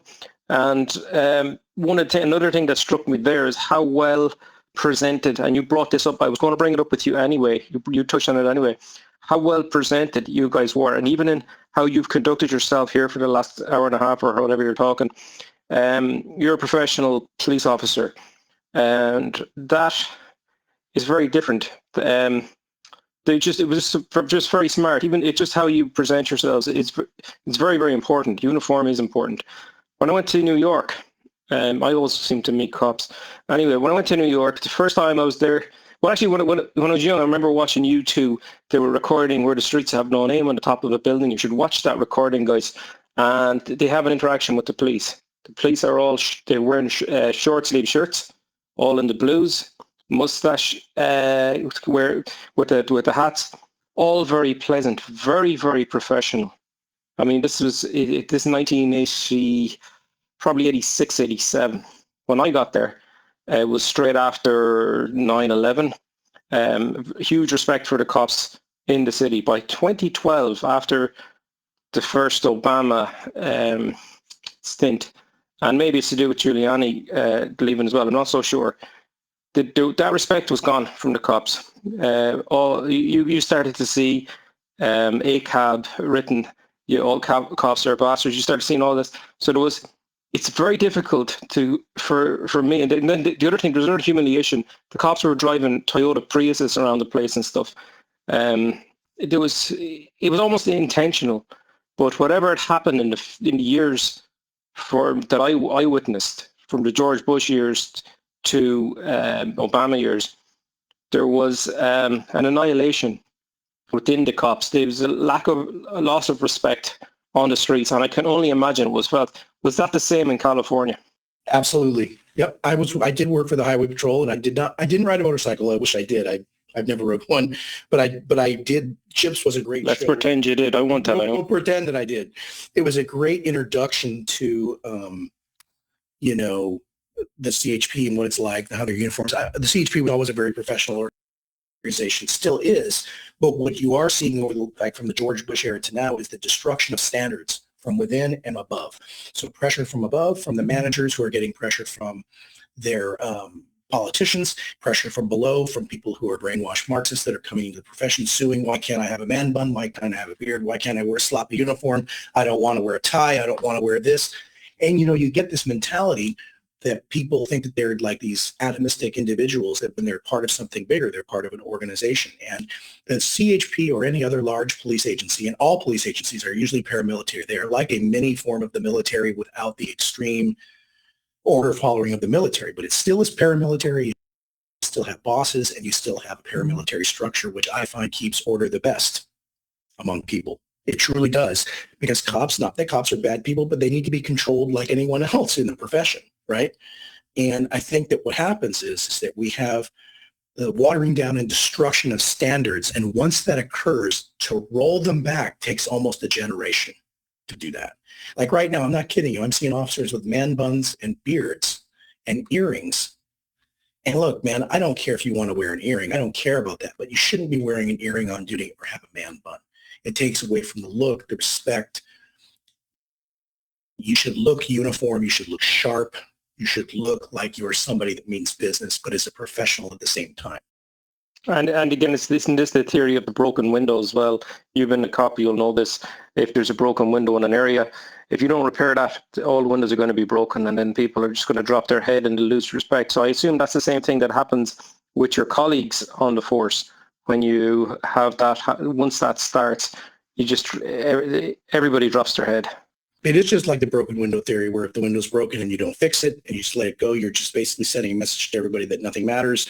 It's the same principle. If you let everybody be an individual, wear some headgear they're not supposed to, have gold flecks in their hair, or you let them, have a beard or a man bun or dye his hair blue. They can't do that yet, but I'm sure that's coming. If you start allowing that, you don't have any cohesion anymore. You have a group of individuals with no camaraderie, with no identification with each other. And that's what I think brainwashed Marxists don't care about that. That's what they want. But then when you look at their militaries, like in China or Russia, they look like real soldiers because they are real soldiers. They look like real policemen because, they're tyrannical policemen, but they are real policemen. They have crisp uniforms. They have creased pants. They look the part, but they don't want us to look the part in our societies. They want everybody to be a bunch of disheveled bums. And you're right, it causes disillusion. And if you are an officer who takes pride in your uniform and you see others are not, it is very disheartening. And you see it a lot. That goes right down to the supervisors. They don't want a conflict, so they don't want to enforce the policy. They don't want to say anything. And so it just kind of trickles on down.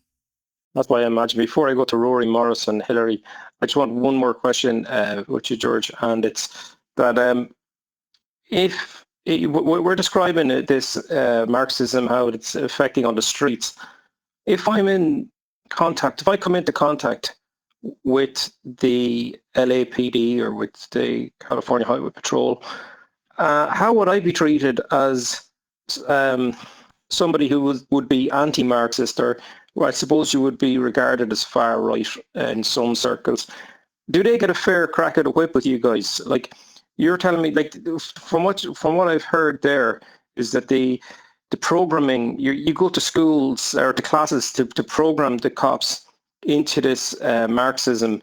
Is there a factory setting within the cops that they know it's bullshit, and when they pull someone over, they're somewhat normal to them? Would somebody who has no time for any of this stuff, would they get a fair crack, do you think? Yes, most cops are conservative by nature. Even the younger ones are conservative by nature. That's why they come into the profession. So I would say, you're looking at 80% of the cops are pretty conservative and are probably just going to treat you like a regular person and probably politically agree with you. They won't say anything because they don't want to get in trouble, because they don't know you. They don't know who you are. But here's the frightening thing, is that maybe 15 to 20% of them are not conservative. Well, when I came on the job, that would have been less than 5%. That's how things have changed. The fact that even 15 to 20% of the cops may not be conservative is quite alarming compared to what it used to be. And so most cops, they wouldn't know you, so they wouldn't talk politics with you, but you would get a fair shake for them. Most of them are trained to be professionals. Where it starts to get kind of weird and starts to get kind of creepy is when you get, sometimes you get people in investigative units that have agendas, right? Political agendas, thoughts on the way society should be, and they might not give you as fair a shake sometimes. And like before I got to Rory, I don't want to know the politics of the paid civil servant. It's none of my business, and it's certainly not their duty to tell me their politics. And that's why uniform is so important for me. Go ahead, Rory. Thanks, Greg. Yeah, I'm surprised. I thought you were a fireman, because it's like drinking from a fire hose here. I don't know where to begin, and you raised so many good talking points. Like, even at the level of language, the term I hear out of the States a lot is progressives, and I would say that they're not progressive either. They're extremely regressive, not liberal, extremely authoritarian. They just seem to have hijacked language to the point where they can kind of control even the terms of how we debate these things. Like, it's fascinating. But I mean, I'm glad you meant. I mean, BLM is. I followed all that stuff. And University of Berkeley, I think, Ann Coulter, I think Ben Shapiro too, Milo Yiannopoulos. There was a lot of. That's where I kind of started following this stuff and the critical race theory, which is kind of at the center of it. I mean, BLM. I mean, surprising again how much they can kind of control the narrative, because every single BLM marcher I can think of was either very actively or violently resisting arrest. I mean, the Mike Brown guy was reaching for a gun. Breonna Taylor, I mean, she's another one. I mean, she didn't do much other than her boyfriend was shooting at cops and they were shooting back, and that's kind of, that's yeah, she was caught in the crossfire. Yeah, absolutely. Yeah. I mean, the George Floyd thing is interesting as well. I mean, that became the one, right? But what's interesting is Derek Chauvin. We all know what he was convicted for in the public consciousness. Not once in the course of that trial was racism, racial motive ever mentioned. It didn't come into it. So it's no. Fascinating, yeah. But his conviction and his sentence had everything to do with that. I mean, and it's like, what was it, up to $2 billion worth of property damage? I think there was even a cop killed. There were certainly a few black people killed. Not a night in jail time. That's the level of control these creeps have. So we are, and I suppose I followed this because I sort of thought maybe this could come here, and sure enough, it's here. It's been pushed very, very hard here. We had a particular incident where there was a black young man who broke a nose and facial bones of a store manager. Assaulted others. The cops followed him for over a mile whilst he was carrying a knife. Refused multiple times. I mean, I think they used every means of force to subdue him. And when he was lunging at a cop with a knife, he was shot dead by cops. Rightly so. But people here tried to make it a George Floyd moment, and there was some violence, and they're waiting for that moment. But I can't even refine a question for you. I just, Larry Elder, you're probably familiar with. I think you said you're from California. I mean, everyone, I'll put it in the pill. Everyone should kind of watch that moment where he woke up to it. Dave Rubin was still this, like, I'm the same classical liberal. He was kind of liberal, where he was kind of giving benefit of the doubt, where he was saying maybe the systemic racism is that they're more likely to shoot at a black man, and it's like, I mean, it's obvious now. He basically, Larry Elder said, whatever year it was, there was 900 and something police shootings. Less than 4% were white cops shooting at black men. But the discourse was, it was like it was 100, like that there was lynchings. It's creepy how dumb these liberals are, and so incapable of debating, and so fond of censorship and all that, that they seem to, are they really good at propagandizing, or are they really good at censoring us, or is the public just completely dumb and propagandized? Because I don't know. I mean, when you lay out the facts, it's just so obvious. I don't know what's happening. I think it's a combination of all three, Yeah. actually, and they're masters at it. One question I will ask you, I suppose, since you're a cop and all that, because we're led to believe by all these that white men or white supremacist groups are the main domestic threat in terms of that. Now, I've looked at the list of designated terrorist groups. Most of them are internationalist jihadis. Did you have much trouble with, how would I call it, like hard right, white supremacist, racist groups? Never. I suppose never, not one. Never. I'm not saying they didn't exist, but never. Never. All of the groups in where I worked were all extreme communist left-wing groups, or like Palestinian groups, Islamist groups, which were all just nice names for being associated with communists, to a T.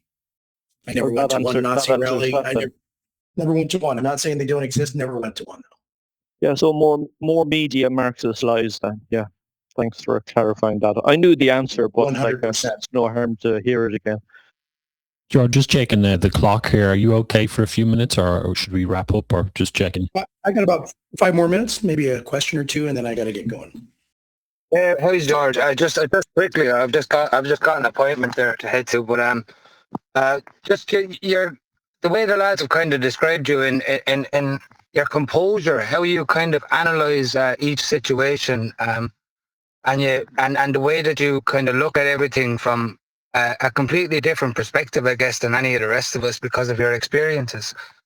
Like in them moments, like, did you ever have any moments yourself on the beat where your life was at risk, or where you were in that kind of situation where you had to make these split decisions, like, you know, on point? And it's just listening to you and how switched on you are, and how composed you are in even in answering the questions. It's very interesting, and it's something that I'm learning a lot about. You know, the human brain and how it works, and how you know how your focus goes into analyzing the situation from all points straight away. It's very interesting, and I just have to ask, like, have you ever had that experience out on the job where you had to make them decisions so quickly? Yes, I've almost lost my life probably 4 or 5 times. Twice by almost getting hit by a car where somebody fell asleep and ran off the road. Another, when I was assaulted one time. I ruptured 2 discs in my back. I was assaulted by a schizophrenic man. He truly was deranged. He was off his medication. Took me and 2 other people to subdue him.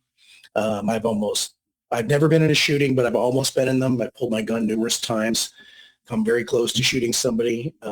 Been in many fistfights and squabbles, you know, and so, yeah, I think the composure comes from the training, right? Like, it's part of my personal makeup as well. I'm a calm person for the most part, cool and collected, rational. And I'm not saying I never get scared or anxious, because of course that's not true. I do. But in police work, you have to learn to control that. You're carrying weapons on you. You're carrying, pepper spray. You're carrying a firearm. You have to learn to control your emotions. You can't be seen losing your shit, or people will have no respect for you. People respect power that is administered calm, coolly, and collectively, and with authority. And I'm not saying you don't have to raise your voice. Sometimes you do. And sometimes you have to use bad words, which can get you in trouble. But for the most part, by remaining calm and being able to use good people skills, you could solve a lot of the situations. If that makes sense. Yes, it does indeed. Thank you so much for being here, and thanks for sharing your perspective on life, because it's really, really interesting to hear all these different ways that people have lived and how they've carried themselves and how they've got through to where they are now. And it's a pleasure getting to know you here, and hopefully we hear from you again, and maybe you'll come back and talk to us again. But thanks very much. It was my pleasure. And I would love to come back. Just one thing, we'll go to Morris and Hillary. Let's go to Morris first. Thanks, Kieran. George, I was just wondering, like I know the Native Americans have reservations, and I'm assuming that only their people can live there. And I know the Amish have their own situation where it's they're with their own. Like, you know, like if I was living in California, I would like something similar. Like I wouldn't want to be basically surrounded by ghettos. But I think you're not legally able to prevent those types of people moving into your area. The reason why I'm saying it is because my father and my uncle went to New York, and a lot of the old Irish American neighborhoods are now black because they went over there recently to see, you know, was it still the way it was back in the 80s, and it was completely changed. And I was just wondering, you know, is there any way that people could just move to a certain part of California and, you know, just kind of replicate what the Amish have, and have laws in place that, like, if a house is being sold, that it can only be bought by a certain type of person? No, those laws are not allowed in California. You can't even do background checks anymore. If they get their way, you used to be able to do criminal background checks on people you sold a house to, and they're trying to abolish that. The Marxists are trying to get rid of that because, of course, you should have a child molester living in the house if you're going to sell it, right?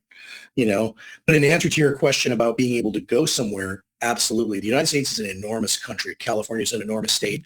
Northern California and Eastern California are extremely conservative. They're more your way of thinking and your personality and your culture. They're definitely something. What I mean is, I want to be surrounded by just people like me. Like you, I'm pretty sure you can see my profile. Yeah, so like in those places you would be. Like, yeah, but like I wouldn't want someone from, let's say, your Barack Obamas or whatever moving in, like what happened with Chicago. There are very few Barack Obamas in Northern and Eastern California. Very, very few. California that's the portion of California that is very European American, extremely. It's also, ironically, the most conservative area of California. And George, I know there's a movement to create the state of Jefferson in the northern part of California, split it from California. Like I was wondering, like, wouldn't California collapse if basic people like myself, let's say the richer people within the state, separated themselves, and you have basically Hollywood, and you have, let's say, all the blacks and whoever it is, the Marxists. You know, they would be technically, you know, they'd be living in poverty because they would be able to take money from me to fund their lifestyle. Right. You broke up a little bit. What did you say? Like, do they not realize it? That's why I've seen stuff in the news about a lot of people moving to Texas that are fleeing California. 100%. And the reason is because of the high taxes, the crazy laws. The California legislature, I told Emmett last time we spoke, is about 75% Marxist, 25, maybe 20% Republican conservative. So you're vastly outnumbered here. And that's because of the coastal cities, San Francisco, San Jose, San Diego. They really run the state. We have time for They'll be taking their politics with them, I suppose, when they move to different states. Are conservative, and some of them are lefties, and they do take their politics other places. But overall, most of them moving out are conservatives. We'll bring Hillary in there for a question. Hi, thanks very much for your time, and for Emmett for co-hosting, and Kieran. I just have a two-part. I have one question and one comment. Thank you for bringing up the Revolutionary Communist Party. I just looked up. They just set up in Dublin in 2024, and there seem to be a lot of European that they come over, but they seem to be well funded, and they have this thing called a fighting fund as well, which is quite scary. My question, I suppose, is what would you say to Gardaí or police who were listening? And also, how do we speak to them? Because obviously, you know, it's a brotherhood, sisterhood, very, very close knit. You have to watch each other's back. But that's my first question. How do we speak to them about what's going on? And the second part is, I don't know if you can answer this, but as we've spoken about, right, the whole meme thing, and a lot of police would say off record that they're absolutely mortified arresting people for memes and things. But when does common sense overcome duty, or can that be done? And I'm sorry, I have a third part. Is there any one-liners if we do come across Antifa or communism, or are there one-liners? Is there a way of kind of maybe just even putting them on the back foot? Thank you. Well, in answer to the last portion first, the Antifa question, the answer is no. They're not going to listen to you. They don't care what you have to say. They're the extreme of the brainwashed. Nothing you say will change their mind. That's been my experience. I've dealt with them very close up. As for the police officers generally do oppose those types of things, probably even in Ireland, even though I don't have experience with that, I would say most police officers oppose arresting people for memes and non-criminal acts, right? But the problem is that, and it probably applies to Ireland as it would apply here, is your job is what's dangled over your head. Your pension, your job, your family, your house, everything is entwined in it. So you have to have some good intestinal fortitude to realize what you are going to do and not do. And in America, there are 3 reasons you can refuse an order from your managers or supervisors. If an order is illegal, immoral, or unethical. And those are very broad terms, right? Like somebody can't order me to go arrest somebody who's not committed a crime. I can tell them no. Would I pay the price for it? Not officially, but probably unofficially. If I was told by my supervisor to walk up and punch somebody in the face, that's obviously immoral. I don't have to do that. It's also criminal, so I wouldn't have to do that. Violating ethics is a little more complicated. I mean, we all know what ethics are, but a lot of people don't have ethics. A lot of police managers don't have ethics. I shouldn't say a lot, but many. So the problem you're up against with talking to policemen is they might personally agree with you on a one-on-one basis, but they're going to be terrified of losing their pensions and their jobs. And I'm not saying that's correct to put their pensions and their jobs over people's liberties and rights and our civilization. I don't agree with that. And sometimes courage is needed to do that. But it's a tough situation because where they're connected is they're connected by that job that connects them to their family life, if that makes sense. And so it makes it even that much harder to get them to help you, even if they believe you and agree with you. Thank you for your answer. And just my very last question is, it's a comment as well. So I live in the north of Ireland, and already we see that they are now trying to bring everything out of the judicial system. So basically kind of saying, oh, there's loads of, backlogs in the courts, etc. So therefore we're just going to bring it extrajudicial and fine people. But if you look down the list of charges, they become very serious. I'm just wondering, have you any experience of that? Are people trying to do that within the States? Raj, did we lose you? Still there? I don't have experience with that. I don't have experience with that. If I did, I would tell you, but I unfortunately don't here in the States. That's okay. And I wish you all the best, and thank you once again. Folks, we're just gonna close up here because we got to let George go. But it's been a great discussion, George. Really appreciate your insights. I mean, we Irish patriots support patriots in the States and elsewhere, and we know that you've got a very difficult job over there. You're under pressure, and we hope that there's more patriots like yourselves, keeping in control of the situation and trying to sort out the mess over there. But you did a great job this evening. And any kind of closing comments before we finish up? Well, I wanted to thank you all for having me on. It was an honor to be on. I would like to come on here anytime. I can always talk about current police stuff or anything that happens, and I like talking about Marxism in general. So anytime you want to have me on, I'd be more than welcome to be on. More than happy to be on, I should say. And I appreciate your welcoming attitude and interesting questions. And it's been really a great time. And Emmett's a good friend of mine, and so I want to help him out in getting the spread of the news of how Marxism is destroying our civilization in America and every Western country. So thank you guys, all of you.